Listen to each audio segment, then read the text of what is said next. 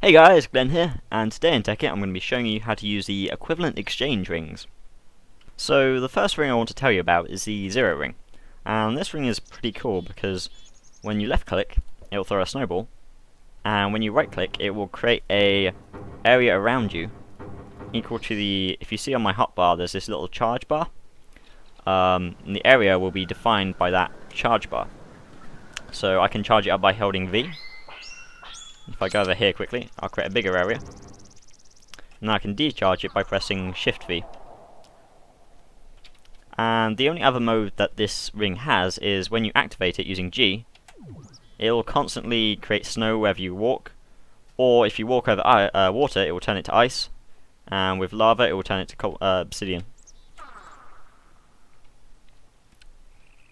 You need to note that when it's activated, it needs a power source. In this case, I've got glowstone dust in my hotbar there, so it will consume that as I'm going along. Okay, so the second ring I want to show you is the Ring of Ignition. And what this ring does on left click is it fires a burst of flames that's meant to set everything on fire in like a small radius, but I found that it really doesn't. I think it's bugged. There's a note on the wiki that says it's bugged. It doesn't even set like mobs on fire, or like wooden objects on fire. The second function, the right click function, does however work, and if you right click it will create a, if I had some charge on it, you right click a wall of fire to your either side of you, and of course the distance increases as you go up in your charge levels. As a passive bonus, your ring will also, it will extinguish any fires that you're about to walk into, and it will also stop you taking damage from lava. As you can see, I've got no armor on here. If I walk into the lava, it does absolutely nothing to me, which is kind of cool. The only other function the ring has is that when you activate it using G, it will continuously create basically a pit of flames around you. Obviously you'll be extinguishing wherever you walk, so you end up with like a trail of flames to either side of you, but it is useful in PvP fights or if you just want to burn a whole area really quickly. It does consume your glowstone here. I believe it's 1 glowstone every 10 seconds, so you're going to need to watch out how much glowstone you have. Of course, the also thing to watch out for is it will set buildings on fire very quickly, so I'd watch out for that. So the third ring, which is called Swiftwolf's Rending Gale, does not actually have a left click ability.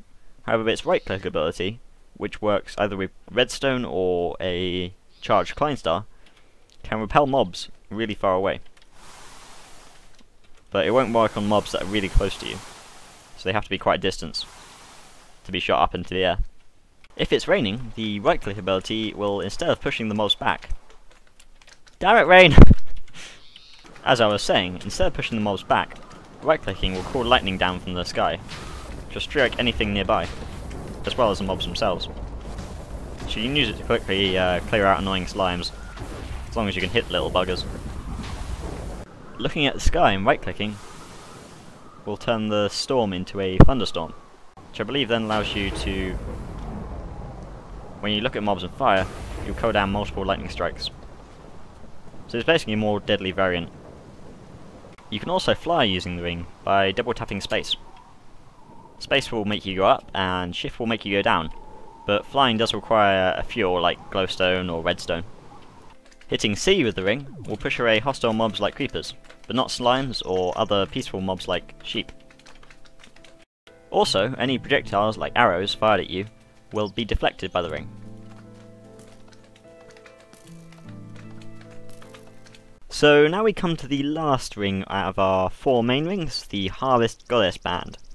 And this is mainly a farming tool.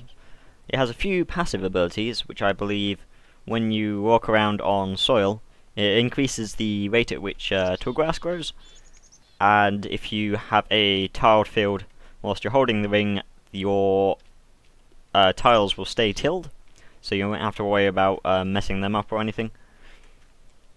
Your Harvest Goddess Band also has 3 other functions. Your right click will attempt to place any seeds you have in your inventory onto tilled ground, like so. Or if you were near water and grass, it would like place weeds as long as you have sugar canes in your inventory. Same with Cactus 2. If I'm actually clicking on the sand blocks. Your left click actually tries to grow your crops in a small area around you.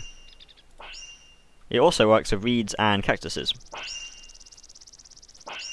It is worth noting that every left click you do consumes 4 bone meal from your inventory, so it's very intensive in that respect.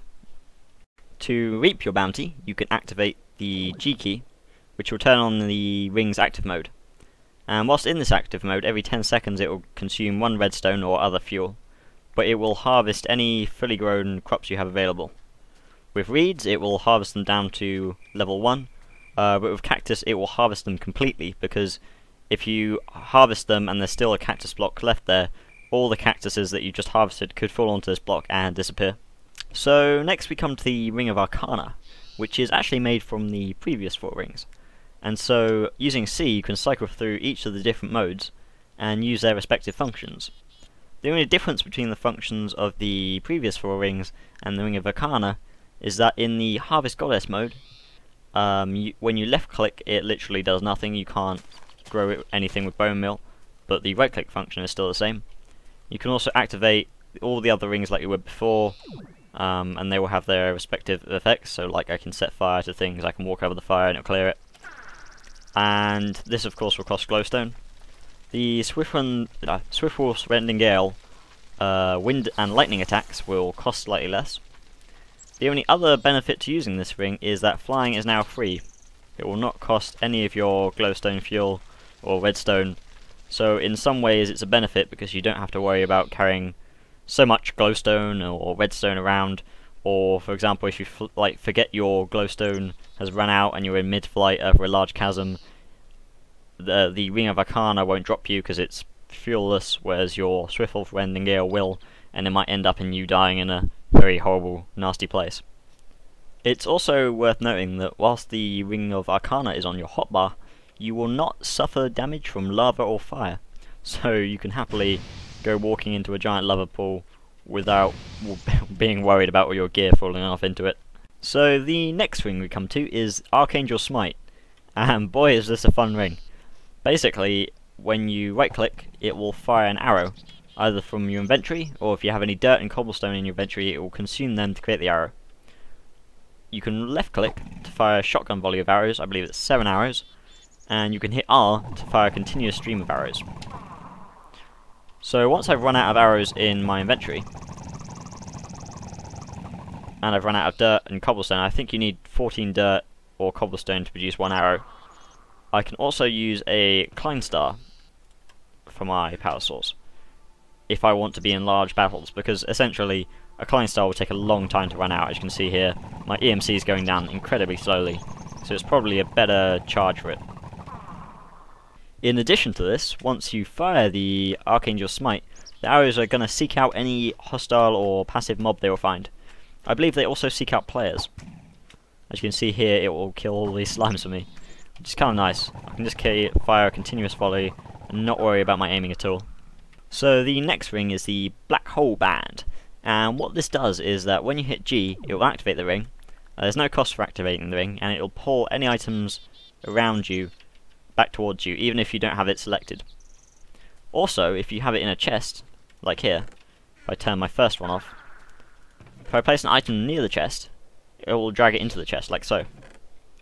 Also, if you have a liquid placed, like for instance water over here, if I right click the water here, the Black Hole Band will suck it up and make it disappear. And so last but not least we have the Void Ring, and the Void Ring is essentially a Black Hole Band, but it can also act as a gem of eternal density when you put it in chests. So for example, this will convert all my ingots into diamonds, or you know, it goes up the chain. When I take it out and I use R, the Void Ring also teleports me to wherever I'm pointing at, free of charge, so I can use this as much as I want, though you have to worry about like taking full damage from it, which is the only bad thing about it. So that's essentially how you use all of the rings in equivalent exchange. I hope you enjoyed this. Go out there, have some fun with the rings, and if you like this and you want to see more, as always, like, comment, subscribe. Thanks for watching.